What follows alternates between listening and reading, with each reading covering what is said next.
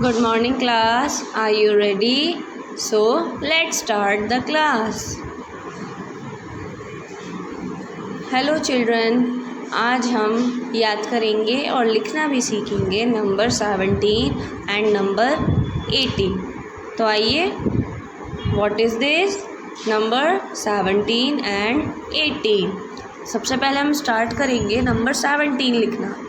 आप देखिए, सबसे पहले हमने 1 बनाया और फिर उसके बाद 7 बनाया. तो 1 7 17.